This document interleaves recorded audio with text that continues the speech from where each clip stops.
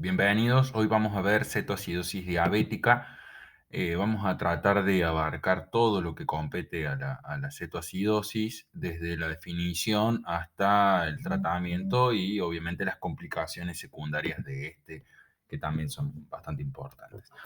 Para empezar, saber que la cetoacidosis es la complicación metabólica más grave de la diabetes y se caracteriza por una tríada muy particular y muy patognomónica, que comprende a una hiperglucemia descontrolada y obviamente muy severa, acidosis metabólica, una acidosis metabólica que es anion gap elevada y que es producto del aumento de cetoácidos en el plasma, que pueden encontrarse también en orina.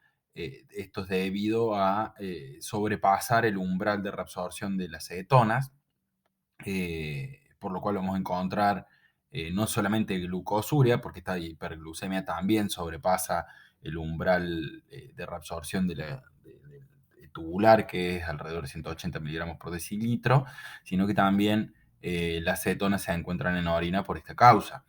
Esto, la verdad que tiene un amplio abanico de presentaciones. Por lo general, las cetoacidosis diabéticas son de presentación bastante grave, pero pueden tener una alteración leve que conduce desde síntomas de descompensación diabética hasta el coma, incluso la muerte, y de manera bastante rápida. La cetoacidosis es responsable de más de unos 500.000 hospitalizaciones en Estados Unidos al año y tiene un altísimo costo. Creo que son unos 2,5 billones de dólares, vas a saber cuánto es, pero que comprende un gran gasto en salud, por lo cual es súper importante que lo entendamos. Para empezar, el diagnóstico diferencial más importante de la cetoacidosis diabética es el coma hiperosmolar, en realidad lo que se llama los estados hiperosmolares hiperglucémicos, en los cuales la verdad que son bastante similares en cuanto a fisiopatogenia, pero hoy nos vamos a dedicar a la cetoacidosis, sé que tiene una charlita de estados hiperosmolares. La cetoacidosis se caracteriza más que nada por una intensa acidosis metabólica, a veces la verdad que desproporcionada a la hiperglucemia. Obviamente que es anion GAB elevado, y esto es producto del acúmulo de cetoácidos en este hiato aniónico, de los cuales hemos charlado en otra oportunidad. Y en esencia, nada, se basa en la producción de cetoácidos, que los cetoácidos son la vía final de aprovechamiento de la glucosa, y que no pueden ingresar a la célula muscular para ser utilizada, ¿verdad? Las apariciones de la cetoacidosis suelen ser solapadas, más que nada por los síntomas de descompensación diabética, pero la cetoacidosis se instala de manera rápida, tiene una aparición menor a 24 horas. Es mucho más frecuente en la diabetes tipo 1, a diferencia de los estados hiperosmolares. No es menester de la diabetes tipo 1, la diabetes tipo 2 puede presentarse como una cetoacidosis diabética. Es muy raro que debute como una cetoacidosis diabética, pero puede presentarse como tal, sobre todo en pacientes con malos controles. Em, y por lo general viene precedida por síntomas de poliuria, polifagia y polidipsia, es decir, descompensación diabética, pero esto se da quizás en retrospectiva, es un poco más difícil de hallarlo, ¿no? Que te van a venir con poliuria, polifagia y polidipsia todos, y con cetoacidosis de desarrollo rápido. Esto se obtiene por ahí en una historia clínica un poco más detallada. Más de una ocasión es la presentación, ¿no? De nuevo de una diabetes. Si es en el adulto, es más frecuente en jóvenes, pero si es en el adulto, bueno, es lo que antes denominábamos la SLADA, ¿no? Las Late Onset Diabetes of the Adult. Pero bueno, entonces va a caracterizar por esta hiperglucemia que estamos hablando, descontrolada, con una acidosis metabólica intensa, cetonemia y cetonuria. Eh, Obviamente en un estado de hipoinsulinismo o insulinismo, como es en diabéticos tipo 1 y en los jóvenes. Les repito que la aparición es súbita, tiene cierto grado de deshidratación, en realidad comparativamente con los estados hiperosmolares es un poco menor. El GAP suele estar muy, muy elevado, tener una osmolaridad no tan alta como podemos encontrar en los estados hiperosmolares. Se evidencia en el laboratorio no solamente esta acidosis metabólica neon-GAP, sino también hipercalemia, y que esté asociada por el déficit de insulina. Recuerden que la insulina es una de las principales vías para ingresar el potasio del intravascular al intracelular, perdón, y en este caso, al no tener insulina, la verdad que se acumula en plasma el potasio, lo cual también hace que sea muy sensible al tratamiento con insulina. O sea, que yo ni bien empiezo con insulinoterapia, este hipercalemia se corrige rápido, producto de la redistribución de este potasio hacia el intracelular. El cuadro de deshidratación, como les decía, es moderado y básicamente es por la eliminación de glucosa por orina, la glucosuria, lo cual arrastra agua y genera aumento de diuresis, una diuresis osmótica que produce eliminación de sodio también. Pero básicamente en la cetoacidosis los síntomas se dan por la acidosis. En el caso de los estados hiperosmolares hiperglucémicos, del cual el más importante es el coma hiperosmolar, es más frecuente en diabéticos tipo 2 y en pacientes mayores, como la misma diabetes tipo 2. Les repito que puede darse cetoacidosis diabética en estos pacientes, y suele ser en pacientes mal controlados, añosos, o en un déficit severo de islotes pancreáticos, el cual habla de un estado de la enfermedad bastante avanzado. En el caso de los estados hiperosmolares, yo solamente para mencionarlos, se va a evidenciar nada, franca hiperosmolaridad, ¿no? Esta hiperosmolaridad que es producto no de los cuerpos cetónicos, sino de la hiperglucemia, que si se acuerdan de lo que era la osmolaridad efectiva, es 2 por sodio sobre glucosa sobre 18, o sea que fíjense que osmóticamente es muy activa. En este caso, es decir, de los estados hiperosmolares, los síntomas más importantes son por deshidratación. Esta deshidratación es producto de la glucosuria. Estamos hablando de glucosa por encima de 600, son valores exorbitantes que no se ven tanto en la cetoacidosis diabética, y requieren grandes cantidades de volumen que aportado, ¿no? Parenteral para el tratamiento.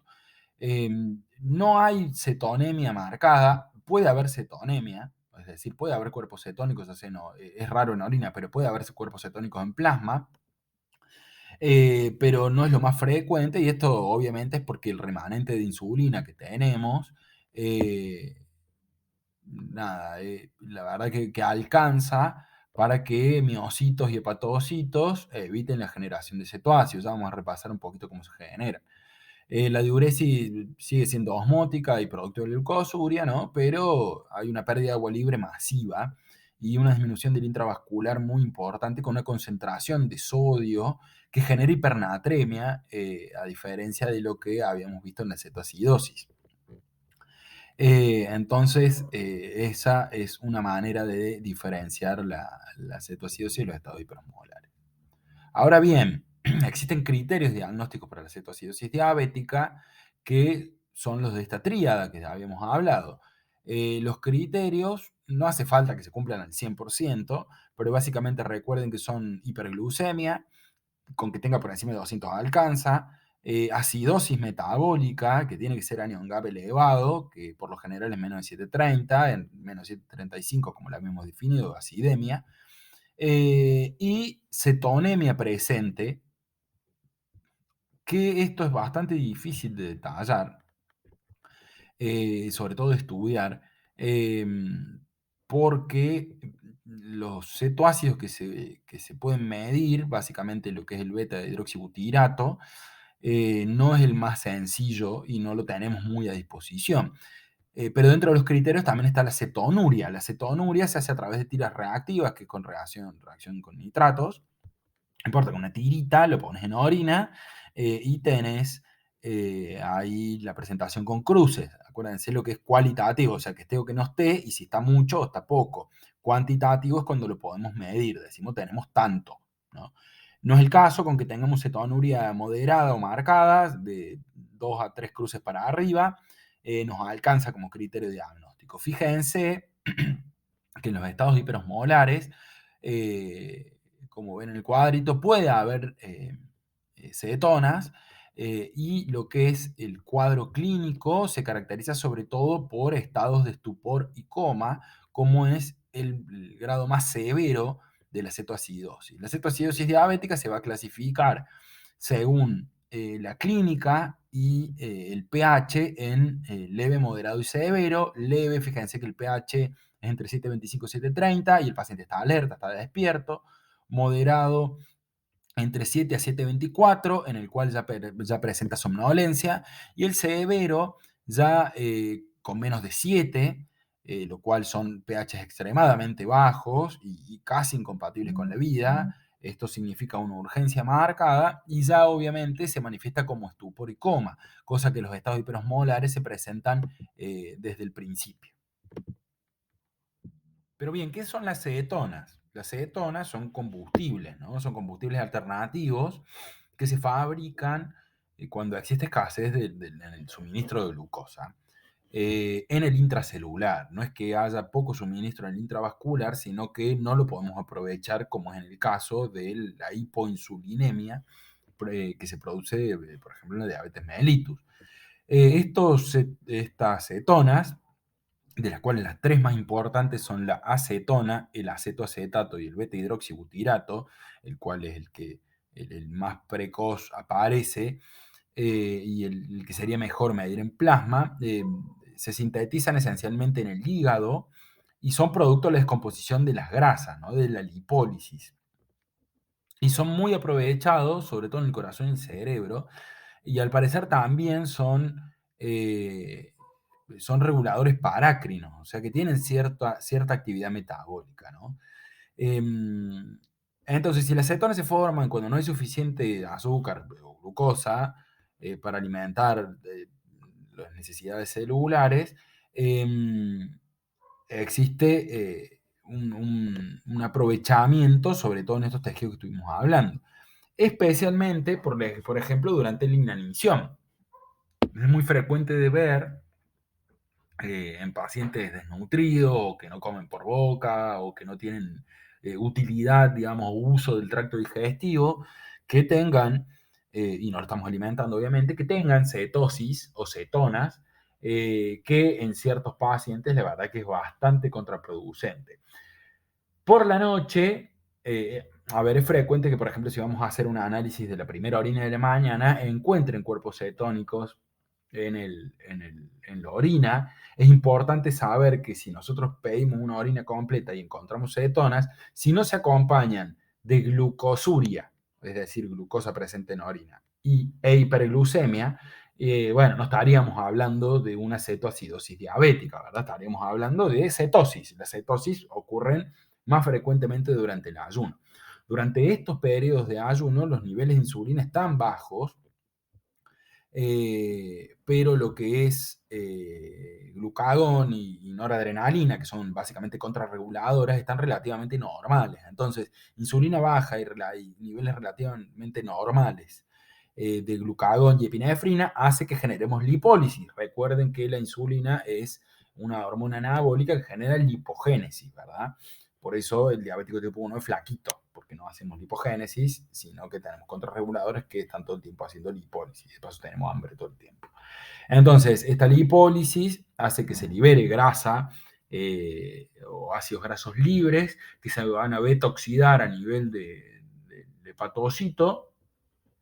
El hepatocito no puede aprovechar los cetoácidos, así que los vuelve a liberar a la circulación para que lleguen hacia músculo y otros tejidos, alimentando el metabolismo de esos tejidos que al parecer, por muchos estudios digamos, recientes, son una de las principales vías, ¿no? Acá el problema está que en una persona que bueno, no tiene diabetes, la producción es adaptativa, ¿no? Es adaptativa a la inanición. No sube mucho la glucemia en este contexto, porque hay un equilibrio exacto entre insulina, glucagón y las contrarreguladoras. Entonces, si del ingesta de carbohidratos y a través de la glucólisis generamos piruvato porque entra el ciclo de Krebs, bueno, de la beta-oxidación de ácidos grasos hacemos acetil-CoA. Esta acetil-CoA que se une al piruvato y forma el citrato, que es el primer sustrato, digamos, del ciclo de Krebs para obtener los 36 ATP, 36-38. Eh, con eso, en contexto de respiración anaeróbica, bueno, ya tenemos la energía que necesitamos. Pero esta acetil-CoA va a generar cetonas en ausencia de piruvato, y esto es por producto de ausencia de glucólisis, y esto es por producto de ausencia de hidrato de carbono en la dieta, como pasa en la inanición. O bien cuando tenemos déficit de insulina, ¿verdad? En la cual no podemos aprovechar la glucosa que tenemos en sangre. También la acetil-CoA se genera a partir del depósito que tenemos de grasas, no solamente lo que ingerimos, que son los triacilgliceroles, los triglicéridos que tenemos en el tejido adiposo. Entonces, cuando hay exceso de hidratos de carbono, generamos exceso de piruvato y toda la acetil-CoA se conjuga, digamos, con el piruvato y entra el ciclo de Krebs. Pero el sobrante va a generar cetonas, porque no puede aprovecharse el máximo, así que genera cetonas, ¿no? Y estas cetonas van a ser aprovechadas secundariamente por el miocito estriado, el cardiomiocito y el cerebro en su, en su mayoría.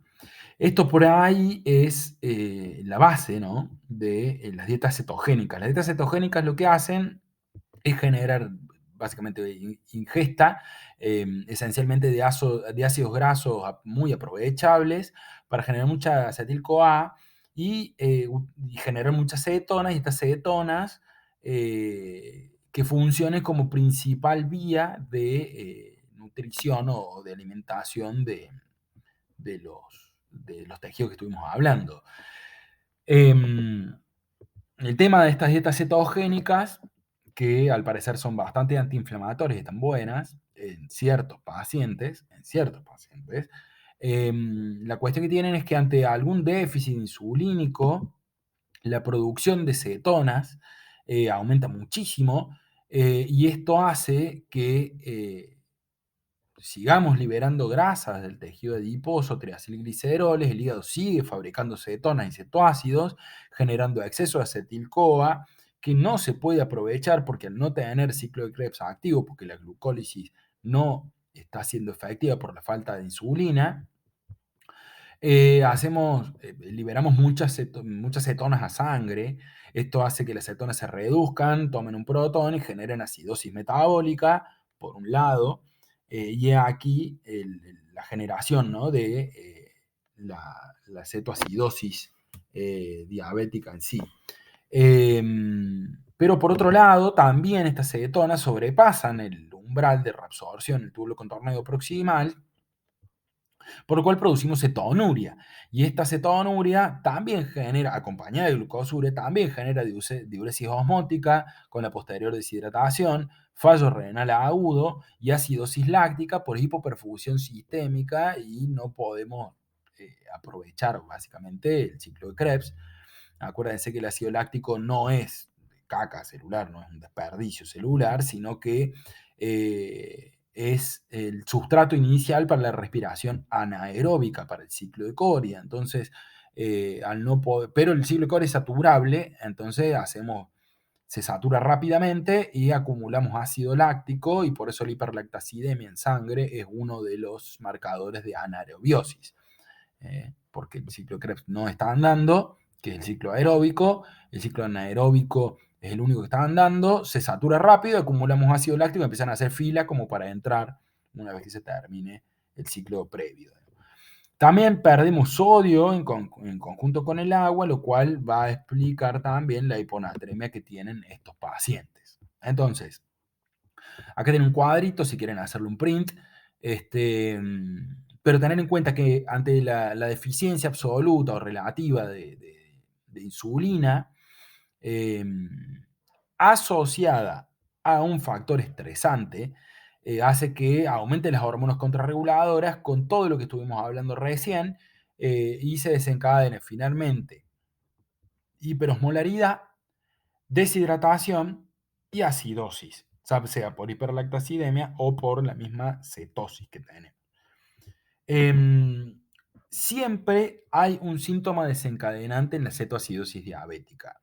No siempre lo encontramos, pero uno de los pilares del tratamiento va a ser el buscar Entonces, no solamente la fisiopatogenia es importante, sino tener en cuenta que hay desencadenantes de la cetoacidosis diabética y el más frecuente de estos son las infecciones. Los cuadros inflamatorios no infecciosos, como las pancreatitis, el infarto agudo de miocardio o algunos accidentes cerebrovasculares por su ocurrencia aguda y un evento estresante, pueden generarla también. También, obviamente, la intoxicación por drogas y ni hablar de lo que es el tratamiento inadecuado, ya sea porque nada, es muy frecuente por ahí en los jóvenes y en los adolescentes que sean muy reticentes al tratamiento, porque la verdad que es una enfermedad ya cada vez menos compleja en cuanto a tratamiento, pero sí bastante estigmatizante para los chicos, entonces, y que por ahí requiere muchos cuidados, y la verdad que para un adolescente es bastante compleja la situación, y esto genera por ahí poca adherencia al tratamiento. Ni hablar en lo que son los que se olvidan de comer o los que hacen alguna transgresión dietaria, ¿no? También en estos chicos las intoxicaciones por drogas, ya sea recreativas o con fines autolíticos, los intentos de suicidio también pueden ser importantes, así como los trastornos alimenticios, ¿no? Que es muy frecuente también verlos en estos chicos. Desde los 90 que el uso de bombas de insulina ya ha dejado de ser un factor de riesgo por la facilidad que tienen hoy por hoy. Hay una charlita de diabetes que las comentamos un poquito. Entonces, en un paciente diabético, recordar que el acceso a comida y agua para evitar lo que es factores precipitantes, como la deshidratación, el ayuno prolongado y demás, es importante. Y ni hablar, obviamente, cuando lo tenemos internado, le damos corticoides o le damos medicación eh, simpático-mimética u otras como los diuréticos tiacídicos, podemos desencadenar un cuadro de cetoacidosis diabética. Es habitual entonces que una cetoacidosis diabética una diabetes tipo 1 se presente de nuevo como una cetoacidosis y no le encontremos una causa, un disparador, porque desconocíamos eh, obviamente el cuadro que tiene el paciente. Así que tener en cuenta lo que son los disparadores, ¿no? Los gatillos o los desencadenantes.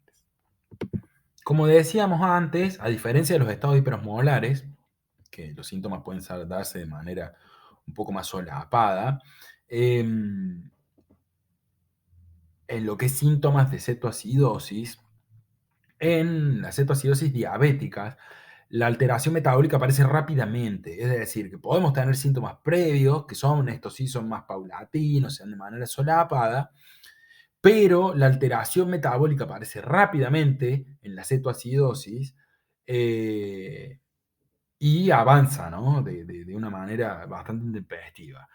Eh, Se dice que en menos de 24 horas esto avanza rápido y si hacemos retrospectiva podemos hallar algunos síntomas como la poliuria, la polidipsia, la pérdida de peso, los vómitos, eh, previos a todo esto, pero cuando le echamos la culpa de esto a la cetoacidosis diabética, por lo general se hace de manera abrupta. Lo que es los vómitos, la deshidratación, debilidad, cambios en el estatus mental, que esto es lo más importante, dolor abdominal inespecífico, que es muy frecuente, no es tan frecuente en los hiperosmolares, pero en la cetoacidosis, y estas alteraciones mentales, como le digo, que van desde excitación hasta la somnolencia, estupor, letargo, sopor, coma y demás, y convulsiones, ¿no?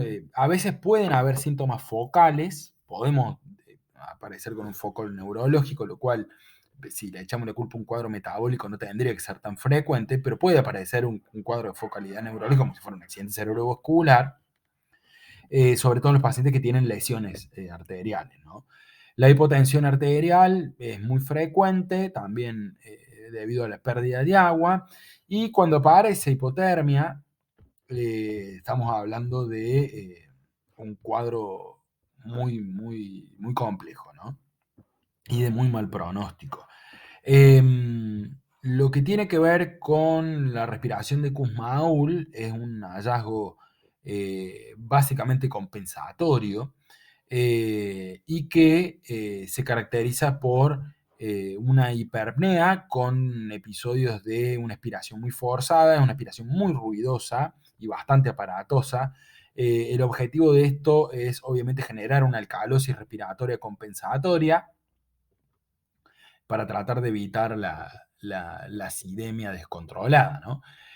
Por lo general, estos síntomas se resuelven al resolver la acidemia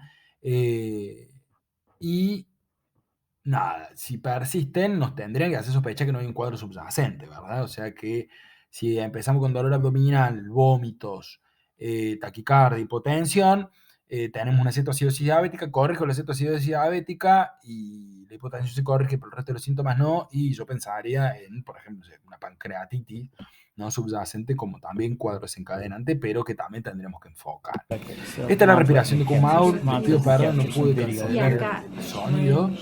Pero fíjense, van a sentir medio bochinche por atrás, obviamente porque es una guardia externa, pero fíjense cómo hay taquipnea, hay una frecuencia respiratoria aumentada, hay hiperpnea, es decir, que hay inspiraciones profundas, y escuchen el ruido de la expiración. A veces con ronquido, acompañado de pérdida de peso, como dice el doctor, turgor de la piel disminuido, con síntomas de deshidratación, típica respiración de ¿verdad? Bien, en cuanto al diagnóstico. El diagnóstico, primeramente dijimos que era clínico, con las cosas que estuvimos viendo hasta recién, pero como método complementario, obviamente deberíamos solicitar glucemia, ¿verdad? Esta glucemia, tanto la glucemia como el anion gap, va a establecer, como vimos en un principio, y el grado de acidemia que tenga el paciente va a establecer la gravedad del cuadro y lo va a clasificar como leve, moderado, severo, según el pH, la glucemia, más que nada, no tanto, más que nada el pH y el anion gap, o el grado de acidemia, pero la va a clasificar en leve, moderado, severo. Si bien hay hiperglucemia y esta es marcada, no es tanto como en los estados hiperosmolares, ¿no? En los cuales la hiperglucemia es el principal problema. En este caso, el principal problema es la acidemia. Hay un cuadro en particular que se llama cetoacidosis euglucémica, en la cual los niveles de glucemia suelen ser menores a 250, por lo general miligramos sobre decilitro, y que se da por una combinación de factores. Por ejemplo, en un paciente que ante síntomas de descompensación diabética y ya reconociendo en parte su cetoacidosis, se administra insulina de camino a una guardia. Un paciente que no comió, que tiene cetosis por esto, se administra insulina. Esto hace que se inhiba un poco la generación de cetoácidos y tengamos una glucemia normal, pero no es la más frecuente de ver. En el caso de la cetoacidosis diabética, obviamente la acidosis metabólica GAP va a ser lo principal y va a ser lo que va a generar la sintomatología. Por eso es muy importante que no solamente pidamos gases, que en este caso no hace falta que sean gases arteriales, con los gases venosos para establecer el pH y algunos otros parámetros también es suficiente. Pero la gasometría venosa asociada a el ionograma para calcular el anion gap va a ser menester, digamos. Vamos a calcular el anion gap, recuerden la fórmula del anion gap, que es sodio menos la suma del cloro y el bicarbonato, que es normal que sea entre 12 más menos 2. Es muy frecuente que esta acidosis sea muy marcada y el gap nos dé, no sé, de 20, 30, y es muy frecuente que pase esto. Y los ácidos que en ese caso se acumulan ahí en la ventanita aniónica, en la partecita roja de las dos barritas, van a ser obviamente cetoácidos. Por otro lado, se podría calcular la osmolaridad efectiva. Esto la verdad que es bastante variable, suele estar elevado obviamente, pero es raro que esté por encima de los 320 miliosmoles, 330, cosa que sí sucede en los estados hiperosmolares, que llegamos a veces hasta 400, una locura, pero podemos utilizarlo como un método asociado, ¿no? Como para el diagnóstico. Ahí tienen la formulita de la osmolaridad efectiva. En el caso de la cetoacidosis, la osmolaridad, en este caso, no va a ser tan aumentada como los estados hiperosmolares, y por ahí es uno de los diagnósticos diferenciales. También la hiponatremia, que esto lo diagnosticaríamos con la solicitud de un ionograma, es bastante característico. Suele haber una disfunción renal, que esta disfunción renal suele ser secundaria a, bueno, obviamente la hiperosmolaridad efectiva y a un hipoflujo al riñón, una caída del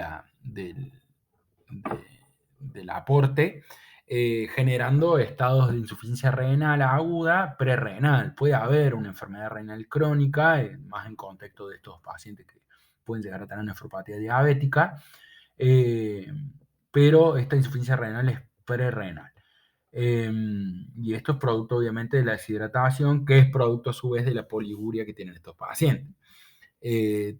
Así que puede haber una enfermedad renal crónica, pero la enfermedad renal aguda es la característica de estos pacientes. Podríamos pedirle un ionograma urinario como para hacer una muestra aislada de orina para calcular la fracción de excreción de sodio y que esto nos establece si es prerrenal, renal o, bueno, posrenal, que en realidad también nos da valores de renal, ¿no? Así que es una prueba a solicitar. En casi todos los casos vamos a encontrar leucocitosis. Esta leucocitosis con desviación de la fórmula hacia la izquierda, la desviación de Arnett hacia la izquierda, es producto de, y acá hay toda una encrucijada, porque puede ser producto de una infección que sea la desencadenante de la cetoacidosis diabética, pero por lo general se da por secreción de noradrenalina y hormonas contrarreguladoras, adrenérgicas, que nos van a generar leucocitosis. Siempre tengamos por encima de 15, 18 mil glóbulos blancos, tendremos que sospechar en algo infeccioso subyacente. Pero si no, es frecuente hallar la leucocitosis. Ni hablar si está por encima de 35.000, que es como lo que se utiliza para establecer infección o no. Pero tener en cuenta que es un estrés agudo y la liberación de cortisol en estos casos genera por un lado más hiperglucemia y por otro lado disminución de la diabetes y más leucocitosis. Pero bueno, la clave del diagnóstico sería la medición de cetonas en plasma, que ya hablamos que es bastante complicado. En general el beta-hidroxibutirato es lo que se utiliza. Pero bueno, sería como el gol estándar para el diagnóstico de certeza, ¿no? Pero bueno, no se mide en la habitualidad. En cuanto al ionograma, son varios los trastornos que vamos a encontrar. Por un lado, la hiponatremia, que ya explicamos por qué se daba, que esto es básicamente por el flujo osmótico de agua desde el intra al extracelular, en contexto de la hiperglucemia que nos hace hipertónicos en el plasma, con deshidratación intracelular, ¿no? Si llegamos a encontrar hipernatremia, bueno, esto nos va a hablar de que hay una depleción de agua libre que es severa. En cuanto a la hipercalemia, la verdad que esto es también el otro hallazgo más que frecuente, y se da obviamente en el contexto del déficit de insulina, la hipertonicidad y la acidemia. Estas tres condiciones hacen que el potasio que tenemos habitualmente libre en plasma no pueda reingresar a las células, no se puede redistribuir y por eso aumenta tanto el número. Esto puede ser grave, puede generar arritmias, trastornos electrocardiográficos, las famosas T picudas del electrocardiograma y puede conllevar a la muerte por arritmia. En estos casos, con respecto a la hipercalemia, hay que tener en cuenta que una vez iniciado el tratamiento, este potasio rápidamente se ingresa a la célula generando hipocalemia, que también puede conducir a la muerte por arritmias, pero esta vez no por la hipercalemia, sino por la hipocalemia. Cuando los pacientes vienen ya con hipocalemia, con hipopotasemia de su casa, hay que estar atentos y antes de iniciar el tratamiento con insulina, tendríamos que reponerlo. Esta es la única indicación como para retrasar el tratamiento con insulina, que tiene que ser inmediato, ¿no? Existe también la hiperfosfatemia, el mecanismo es el mismo que el potasio. También se suma algo de catabolismo óseo, que se libera rápido el fosfato del hueso. Pero bueno, no es lo más frecuente y no viene el caso, se corrige cuando se corrige la hipercalemia, digamos. Con respecto al sedimento urinario, obviamente vamos a encontrar glucosuria porque se sobrepasa el umbral de la reabsorción en el contorneo proximal, que como dijimos solía ser de 180 miligramos sobre decilitro. Y vamos a tener glucosuria, lo cual es el problema de la pérdida de agua, ¿verdad? La cetonuria suele ser moderado severa, cetonurias leves, no suelen ser secundarias a una cetoacidosis, o no las encontramos frecuentemente en una cetoacidosis, y pueden ser leves. Cuando la cetonuria es leve y tenemos un cuadro acidótico, y por ahí uno no pensaría tanto en cetoacidosis, sino más bien en un paciente diabético con ayuno, y que podríamos buscarle alguna otra causa, ¿verdad? De acidemia. Pero bueno, también lo que lo va a determinar va a ser la clínica, ¿no? O sea, si viene con estupor, sopor o viene en coma. Y bueno, no, esto es cetoacidosis diabética, que se demuestre lo contrario. Ahí tienen cómo se hace el pedido de las cuestiones estas que estamos hablando. A veces se pide, a veces podemos encontrar, perdón, piuria, pero esto es más que nada por aumento de la permeabilidad glomerular, que perdemos también leucocitos en contexto de leucocitosis, ¿no? Que tenemos en sangre. Otros métodos complementarios que tendríamos que realizar sí o sí son, en primer lugar, un electrocardiograma, porque este es el que nos va a definir la gravedad también de la hipercalemia que tiene y de la acidemia. Fíjense, ahí tienen el fotito, espero que se ve bien. Tepicuda, esto es muy severo, ¿no? Esto es un trastorno muy severo y esto hace que el tratamiento tenga que ser inmediato porque esto es lo que lo va a llevar a la muerte. La hallazgo más frecuente va a ser la taquicardia sinusal, ya sea por la misma acidemia o por los trastornos electrolíticos o por la actividad adrenérgica o por la deshidratación. Así que la taquicardia es como está presente siempre. La radiografía de tórax puede llegar a ser útil como búsqueda de una causa infecciosa, una neumonía, pero también como complicaciones del tratamiento, que uno de los pasos del tratamiento es la hidratación, y la hidratación que suele ser masiva, eh, y que puede generar, por ejemplo, como tiene la fotito de la derecha de la radiografía de tórax ahí al medio, ver un edema agudo de pulmón. Es raro que un paciente con signos de deshidratación franco veamos una neumonía lobar como la que se ve en la primera radiografía que ven ahí a su izquierda, ya que recuerden que una de las causas en los cuales no hay infiltrados francos, pero sí hay una neumonía por debajo, o sea, escuchamos eh, estertores crepitantes de burbuja media, tiene un síndrome de condensación franco, pero no tenemos nada en la radiografía, tenemos una disociación clínico-radiológica, pero esto suele ser por el grado de deshidratación. Estos pacientes los hidratamos y le hacemos una placa nueva y tienen esa flor de neumonía lobar, ¿no? Pero bueno, tener en cuenta también que estos pacientes también pueden venir con insuficiencia cardíaca descompensada y edema de pulmón, por lo cual es muy importante también tener una radiografía de tórax, por lo menos al inicio, y tener controles, sobre todo si la sintomatología del paciente va empeorando. También tendremos que hacer cultivos, esencialmente hemocultivos, cultivos de esputo y urocultivo, en búsqueda de causas desencadenantes. No se olviden que los cultivos van a tener su demora y los tendríamos que tomar de entrada y cuanto antes. Sí tener en cuenta que a veces los síntomas de la descompensación diabética pueden mimetizar una infección, en especial lo que es sepsis por la hipotensión, la taquicardia, o bien infecciones urinarias, ya que la disuria no tanto, pero sí lo que es poliuria, eh, son bastante frecuentes, tanto en las infecciones urinarias como en la cetoacidosis diabética. Vamos ahora a pasar al tratamiento de la cetoacidosis diabética. El tratamiento en sí depende, en realidad comprende una serie de acciones que son simultáneas, que intentan, en primera instancia, como siempre les digo, preservar la vida, mientras el resto de las alteraciones que podemos encontrar se van corrigiendo progresivamente.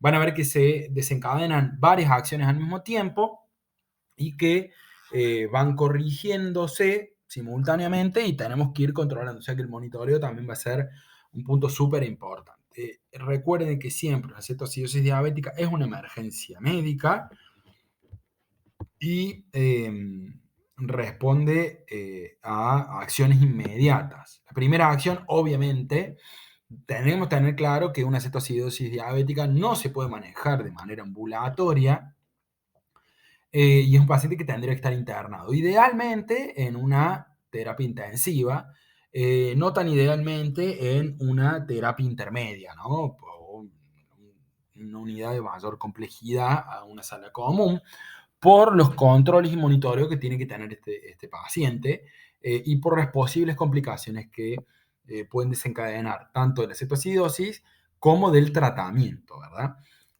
Por lo menos esto se tiene que dar hasta corregir los trastornos metabólicos que tenemos subyacentes, porque como dijimos, son estos los que producen los síntomas y especialmente los síntomas de gravedad. Como primer paso, entonces, la internación en una UTI, en una UCI. No siempre es necesario, porque esto puede manejarse de manera poco invasiva, pero una vía central es de buena práctica, porque tengan en cuenta que este paciente no solamente va a recibir grandes cantidades de volumen, sino infusión continua de insulina, reposición de iones, que estos iones cuando se extravasan, especialmente potasio, generan flebitis, pueden generar necrosis tisular con mionecrosis y con pérdida de una extremidad, por ejemplo. Pero bueno, no siempre hace falta poner una vía central en estos pacientes, ¿no? Y tenemos que tener otros recaudos, cuidar la vía, tenerlas ahí como siempre mirándolas, ver que no aparezcan signos de flogosis, no tenga dolor, y que siempre las reposiciones de potasio y demás tienen que ser de 3 a 6 horas, ¿no? O sea que tienen que ser lentas y bien diluidas. Pero tener en cuenta que hay que corregir el potasio eventualmente porque podemos desencadenar muerte por arritmia, ¿no? También en estas unidades vamos a tener monitoreo continuo. Recuerden que estos pacientes tienen hipotensión arterial, taquicardia, etcétera. Y ni hablar de lo que es el control de Glasgow. GCS es Glasgow Coma Scale, de la cual tendremos que horariamente controlarla para ver si el paciente va mejorando a medida que mejoran las alteraciones metabólicas o va empeorando, que puede ser producto del tratamiento que es inefectivo, la refractaria del tratamiento, o bien de las complicaciones del tratamiento, que ya vamos a ver que la más temida es el edema cerebral, ¿no? Fundamental el cuidado del ABCDE, en el cual A es la permeabilidad de vía aérea, y esto puede llegar a estar afectado. Recuerden que van a venir con respiración de Kussmaul en la mayoría de los casos, y que se va a corregir esta respiración de Kussmaul, pero si el paciente ingresa en coma y no corrige rápidamente dentro de la primera hora de tratamiento, y bueno, lo más probable es que requiere intubación orotraqueal, ventilación mecánica y algún monitoreo un poco más invasivo de sus signos vitales. Segundo paso, el tema de la deshidratación, el enfoque de la deshidratación. En estos pacientes tendríamos que intentar mantener un balance lo más neutro posible, teniendo en cuenta que estos pacientes tienen muchísima pérdida por orina, por su poliuria secundaria de la glucosuria, por lo que inicialmente deberíamos reponer lo que van perdiendo. O sea que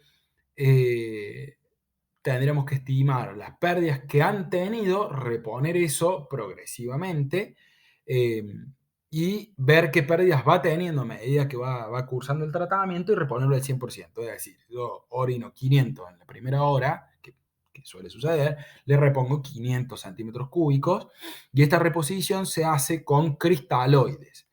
Lo que está más estudiado es la solución fisiológica, el 0,9, pero también tener en cuenta que, bueno, nada, pueden producir un montón de otras cuestiones, las soluciones que se llaman no balanceadas como la solución fisiológica, entonces el Ringer lactato es una buena opción, y que usamos mucho en las terapias intensivas. No usen nunca fluidos hipertónicos o hipotónicos para suplir esta pérdida de agua. Usen siempre cristaloides, aparte son los que se mantienen más más en el intravascular, ¿no? Con la hidratación logramos a veces 50, 70 miligramos por decilitro de disminución de la glucemia. Así que ya vamos a ver, pero los controles de glucemia tendrían que ser cada 1 o cada 2 horas. Y cuando los controles lleguen a un límite de 200, o sea, que como estemos acercándonos a los 200 de glucemia, ahí ya tendremos que empezar a reponer dextrosa, porque de ahí a la hipoglucemia tenemos caída en picada, ¿no? Porque ya se empiezan a desensibilizar las células a la insulina y ya empiezan a responder mucho más.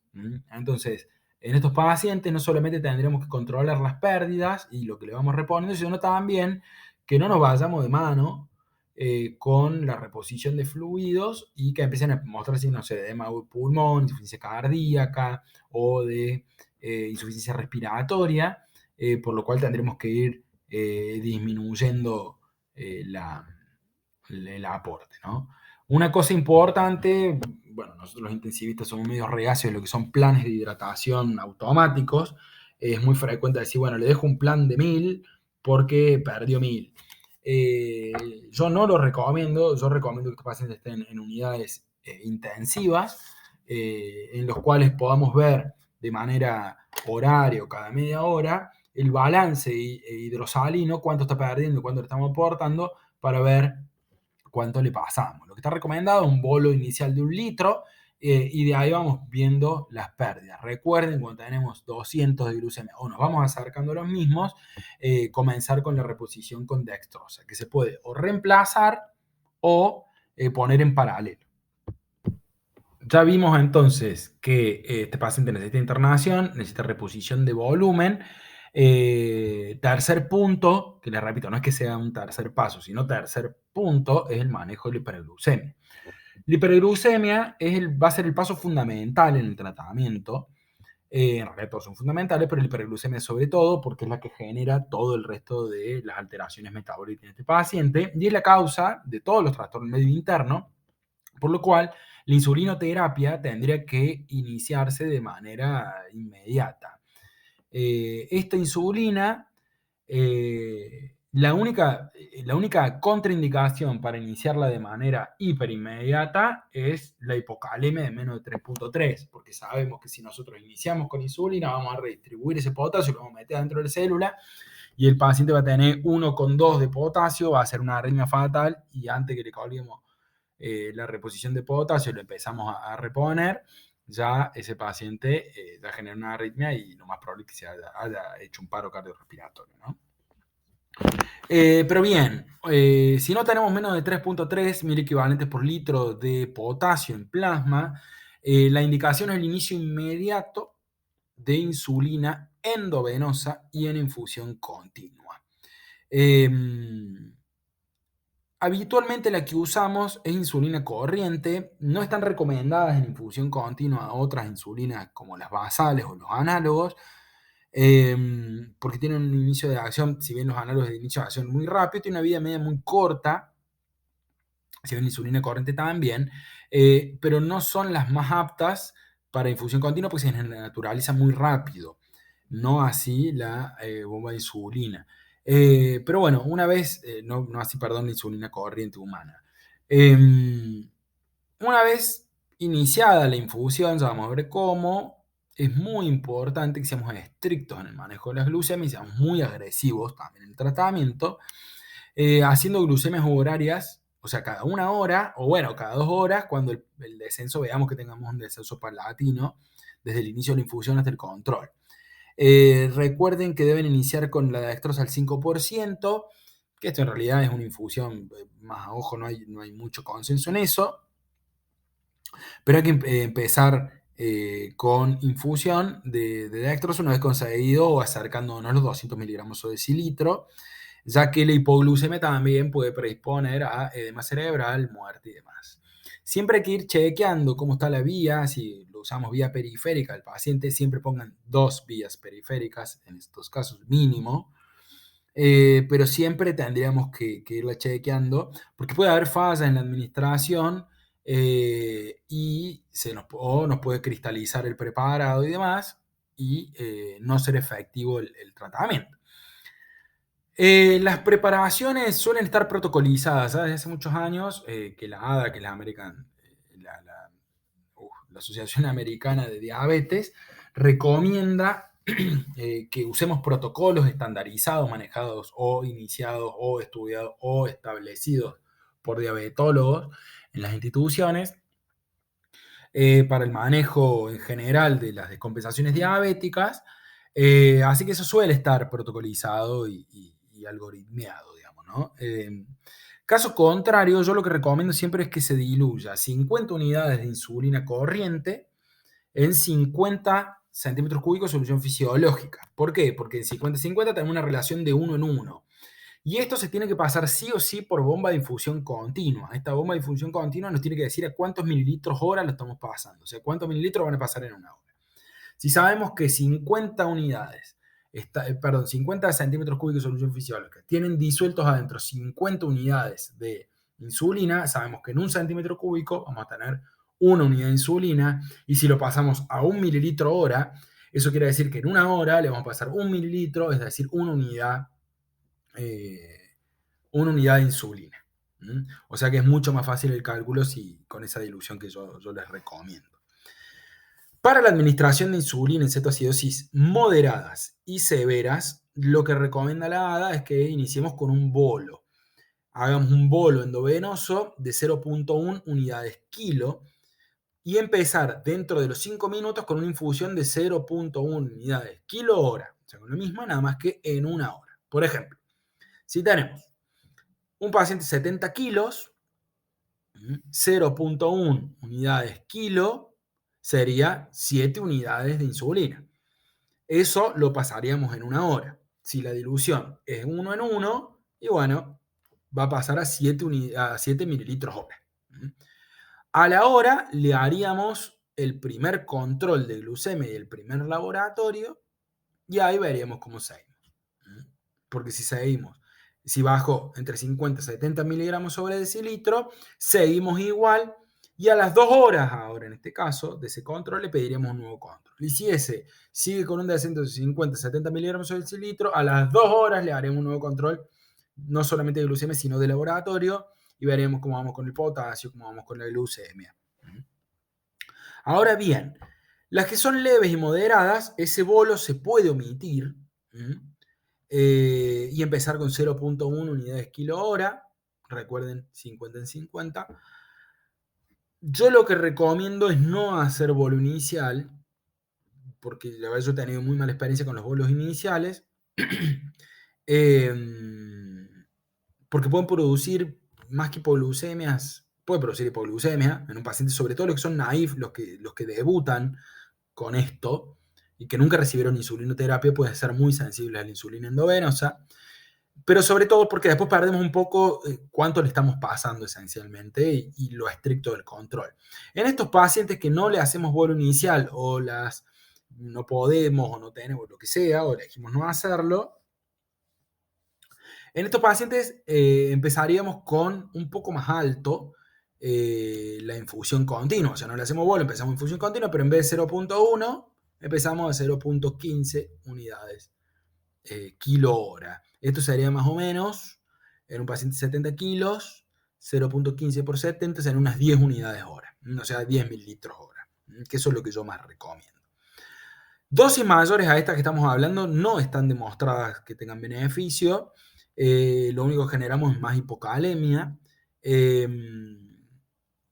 porque saturamos los receptores de insulina y no logramos menos, o sea, más hipoglucemia, ¿no? Sino que no actúe la insulina que le estamos pasando, excepto para redistribuir el potasio, ¿no?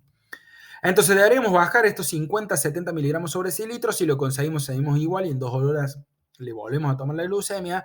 Pero si no lo conseguimos el objetivo, a la primera hora de tratamiento, descartando problemas del acceso vascular y demás, que no se haya infiltrado en la vía o demás, tendremos que doblar la infusión, o sea, ponerla a 0,30 y controlarlo de vuelta a la hora. Y así. Una vez que llegamos al objetivo, o que alcanzamos o nos aproximamos a los 200, no solamente recuerden ponerle dextrosa, sino que además tendríamos que disminuir la infusión a 0.02 o 0.05. O sea, fíjense a la mitad de lo que empezamos, ¿no? Dilúyanlo a la mitad de lo que empezamos. O sea que en un paciente de 70 kilos sería 3.5 mililitros hora, o sea, 3.5 unidades internacionales. No importa. Sepan que es 0.15 unidades kilo hora, con lo que tendremos que empezar, lo tenemos que controlar a la hora, si andamos bien lo controlamos a las 2 horas, si andamos bien lo controlamos a 2 horas, y si estamos acercándonos a los 200 le ponemos dextrosa y bajamos la infusión a la mitad, pero si a la hora no respondió, vemos que la vía esté bien y demás, no me bajo los 50-70, le doblo a 0.30 unidades kilo hora la infusión continua. Esto se los dejo, no sé si se va a ver muy bien, pero se los dejo ahí 2 segundos como para que hagan print. Para que tengan los números a mano. Seguimos. Cuarto punto, el enfoque de la acidosis, ¿no? La acidemia. En este enfoque vamos a tener que tener en cuenta que la acidemia va a ir corrigiendo con dos cosas. Primero, a medida que vamos reponiendo el intravascular y reperfundimos el riñón y dejamos de tener fallo renal prerrenal, entonces empieza a generar bicarbonato de vuelta. Y con el descenso de la glucemia que dejamos de perder orina por glucosuria, ¿no? O diuresis osmótica. Entonces, vamos a tener que tener en cuenta que si la acidemia que presentan estos pacientes debido al GAP y por toda la fisiopatogenia que estuvimos hablando, si hay alguna otra cuestión sobreagregada que modifique el pH, y bueno, va a aparecer una vez que hidratemos al paciente. Pero bueno, la verdad que las acidemias de la cetoacidosis diabética suelen corregir mucho con la insulina y con la perfusión renal con cristaloides. Entonces esto se va a corregir bastante rápido. Cuando en estos pacientes repondríamos bicarbonato, primero recuerden cuando hay inestabilidad hemodinámica, shock o paro cardiorrespiratorio, que sea producto de la acidemia y no por otra cosa, tendríamos que reponer bicarbonato. Y ese bicarbonato se hace con el exceso de base. Bien, eso tienen una charlita cuando hablamos, pero básicamente podemos dar un bolo de 100, que es un sachecito de bicarbonato, que tendría que pasar más o menos en 2 horas, y revisarlo. ¿Cuándo hacemos esto? Y bueno, cuando tenemos un pH menor o igual a 6.9, cuando tenemos síntomas de shock, inestabilidad, paro, cuando el potasio es mayor a 6.5, porque esto también va a ayudar a redistribuirlo, ni hablar si tiene trastornos electrocardiográficos, y cuando el bicarbonato es menor a 9. Tener en cuenta también que la administración de bicarbonato puede disminuir el clearance de cetoácidos de la circulación, evitando que los metabolicemos y haciéndolos persistir en sangre, produciendo acidosis de rebote, que se llama. Así que cuidado con reponer bicarbonato al vicio. Por último, en cuanto a el déficit de potasio, esto es marcadamente importante. Recuerda que hay un déficit de potasio marcado en el paciente cetoacidótico y esto es debido al déficit de insulina, que lo que hace es básicamente impedir el ingreso de potasio del intravascular al intracelular, con consecuente pérdida, ¿no?, a nivel urinario de potasio, pero con hipercalemia asociada también. Esto también hace que aumente la osmolaridad de la orina y sigamos perdiendo agua a través de la orina, o sea que también hace persistir la poliuria. También este potasio no solamente es por falta de redistribución, sino es por hiperaldosteronismo, que bueno, básicamente se genera como respuesta a contrarregulatorias, en especial a las catecolaminas. Entonces es necesario que administremos insulina para corregir la hiperglucemia, pero tener cuidado que el redistribuir al intracelular puede dar una hipocalemia dramática con el riesgo de muerte de estos pacientes. La reposición de potasio entonces tiene que ser agresiva, tiene que, tenemos que estar siempre atentos a ella, y cuando está disminuida desde un principio tenemos que ser mucho más cautelosos, en especial si tenemos pacientes impedidos renalmente, o sea, que tienen insuficiencia renal crónica o que no tengan diuresis, ¿no? Porque si hay un daño establecido podemos generar una hipercalemia ya peor, ¿no? Pero bueno, ya al tratar con insulina sabemos que vamos a tener hipocalemia, entonces en el caso de aquellos que vayan a tener el ritmo diurético conservado o bien aumentado, ¿no? Esta disfunción renal va a ser prerrenal y vamos a tener que reponer potasio. ¿Cómo sabemos que tenemos un ritmo diurético conservado? Bueno, recuerden que es un ritmo diurético conservado para no tener oliguria es 50 mililitros hora o mayor. ¿No? Esencial el monitoreo del potasio mínimo cada 3 horas, mejor si es cada 1 hora durante las primeras 2 horas y después cada 2 horas para tener un control más estricto. La reposición se hace con cloruro de potasio. El cloruro de potasio viene en estas ampollitas que tienen 15.000 equivalentes cada una. Y por lo general la indicación de reposición es de 45.000 equivalentes, o sea, 3 ampollas, ¿no? La dosis máxima diaria es 135.000 equivalentes, pero en la cetoacidosis nos pasamos de esto y no importa, porque acá lo que importa es que no te hagan arritmia y se mueran los pacientes, ¿no? Hay una reglita que son 3 ampollas de potasio en 300 de fisio o en 250, pues también en 500, en 3 horas, ¿no? Esto se da hasta que lo pasamos, o llegamos, perdón, a una calemia de 4 a 5 mil equivalentes por litro, en lo cual tendríamos que seguir revisando la necesidad de reposición de potasio. Así que bueno, nada, cuidado también con la reposición de potasio en vías periféricas que no se tienen que hacer en bolos, sino en 3 horas. Recuerden, 3 ampollas de potasio en 300 de solución fisiológica pasan en 3 horas. Así que bueno, por otro lado, tener en cuenta también que si tenemos un potasio menor a 3.3 es la única indicación de diferir un poco el tratamiento con insulina, esperar primero corregir y después ver si ese potasio está bien, iniciar con el tratamiento con insulina para no generar más hipocalemia. Esto es un poquito también de lo que estuvimos hablando, lo dejo para print y seguimos. Ya para ir finalizando, es muy importante el monitoreo de estos pacientes cuando iniciamos el tratamiento, el monitoreo del tratamiento sería, no solamente del paciente. Este monitoreo consta de, en primera instancia, una glucemia. La glucemia puede ser por glucómetro o por la punción en el dedo.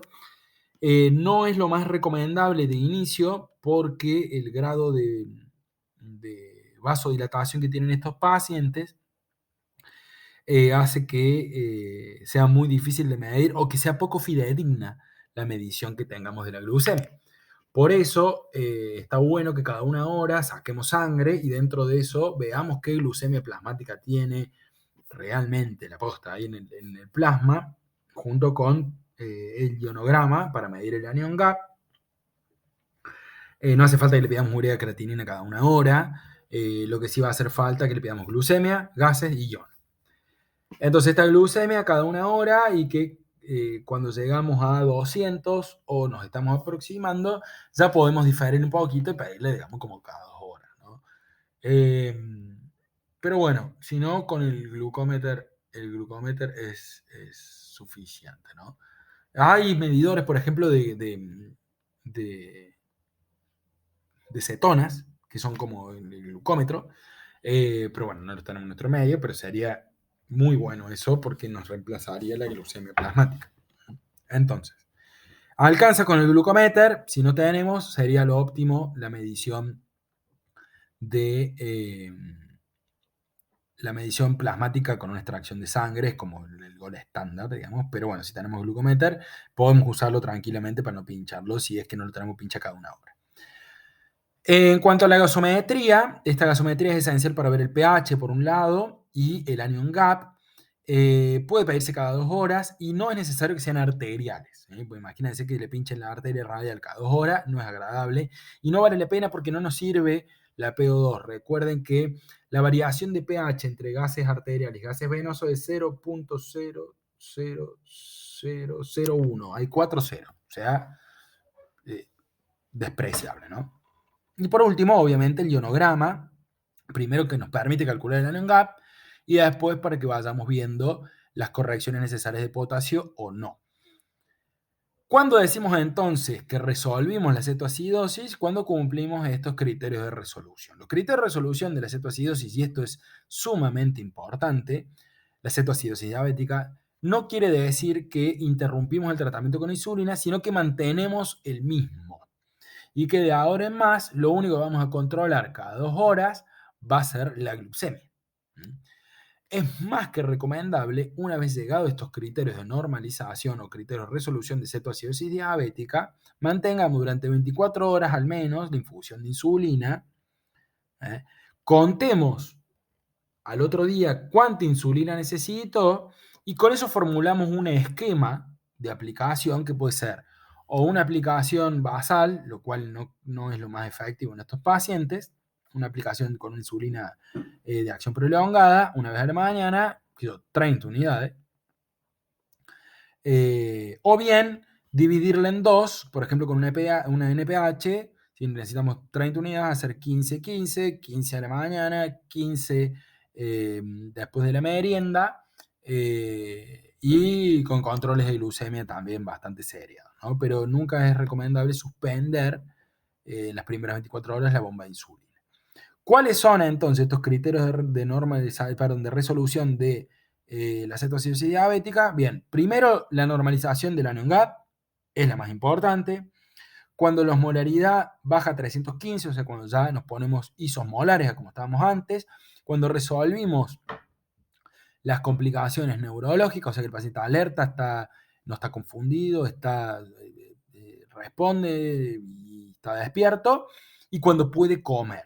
Porque es muy importante también que este paciente, para evitar la hipoglucemia, sobre todo en los pacientes que son naïf o que son vírgenes de tratamiento con insulina, pueden responder mucho y es muy importante que tengan la capacidad de comer para evitarlo, ¿no? Y también de tomar agua. Por último, vamos a hablar de las complicaciones del tratamiento. Las complicaciones del tratamiento son estas 4, que en realidad son 5, de las cuales las 2 complicaciones más frecuentes, más que importantes, son la hipoglucemia y la hipocalemia. Pero bueno, obviamente que desde la utilización de estos protocolos que hablamos antes, los seguimientos mucho más estandarizados que lo que teníamos hace 5 o 10 años, no hace mucho, estamos hablando de 5 a 10 años, y reposición precoz de potasio y demás, la verdad es que se ven cada vez menos, pero puede suceder. En lo que respecta a la hiperglucemia, esto más que complicación del tratamiento es por inefectividad del tratamiento, o bien porque no lo estamos haciendo como corresponde, o por algún trastorno en la vía periférica, o porque se nos cristalizó la solución. Acuérdense que mientras más insulina pongamos en más agua, más fácil es que se cristalice y no pase la insulina, así que cada tanto hay que cambiar las diluciones. Por eso les sigo recomendando 50 en 50. Y obviamente la necesidad por ahí que se te tapa la vía o que tenés que cambiarle, bueno, las interrupciones seguidas también generan hiperglucemia, ¿no?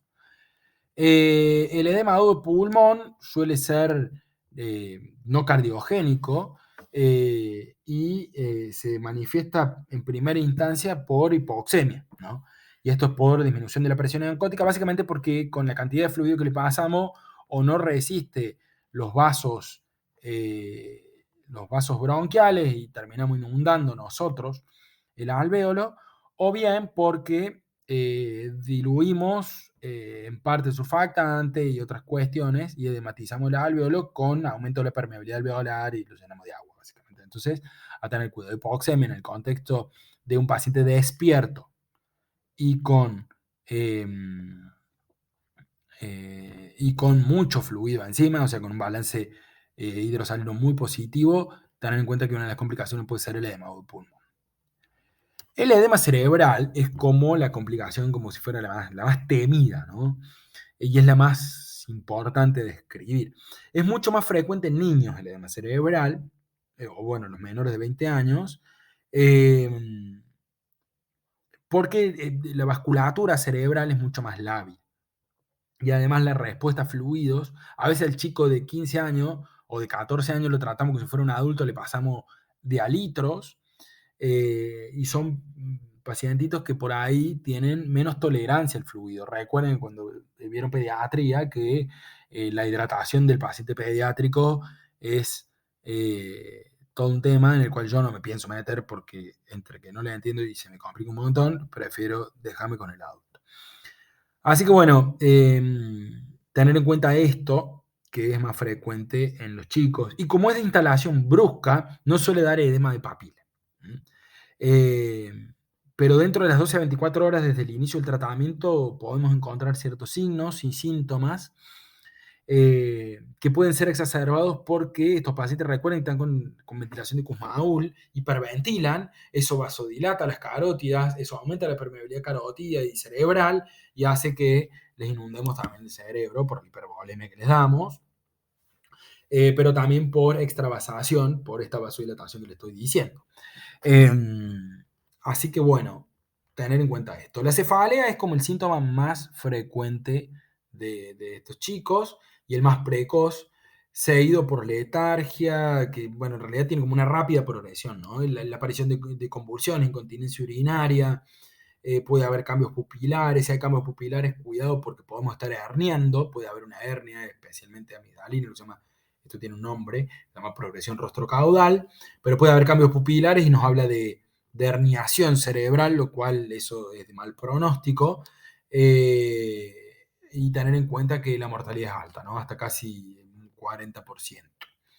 Para prevenir esto hay muchas medidas, como la reposición gradual de sodio y de potasio, la reposición gradual de agua, perdón, el uso de soluciones isotónicas, ¿no? Y el agregar dextrosa, ¿no? A la hidratación de estos pacientes cuando nos acercamos a 200 para evitar estos cambios bruscos de osmolaridad entre el plasma y la neurona. Con esas cosas evitaríamos el edema cerebral, pero en el adulto tener en cuenta que podemos generar sobre todo descompensación respiratoria por patologías previas. Bueno, eso es todo. Muchísimas gracias.